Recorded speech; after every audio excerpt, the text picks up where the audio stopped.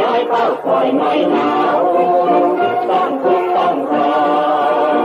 จนมาต่อแปดสีดินแดนนี้ให้ลืมล้ำทั้งเก่า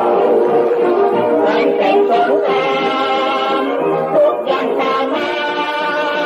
คอยบุกคอยฆ่าเป็นบุรพาข้าไม่เสียจากไปที่ร้องบุรพาร่วมแข่งเป็นบุรพาต้องอยู่กันว่าราชิกาเป็นไปคนกรุงบุรพาคนแดงของเราเตรียมราชกระบอกความปีเมืองน้องมาได้งานและตั้งโบราณก่อนเก่าไทยจากไปใจเศร้าเสียเพื่อเพื่อเผ่ามาพาจากไป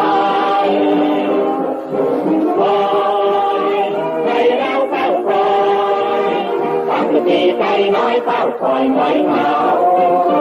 ต้องคุกต้องรอจนมาขอแปดปีดินแดนนี้ได้ลืมล้างทั้งเก่าแต่งเสร็จสงครามทุกอย่างตามมาคอยบุกคอยกล้าเป็นบุรพากล้าไปเสียจากใครพี่น้องบุรพาร่วมเป็นบุรพาต้องอยู่ดังว่าราชิกาเป็นไป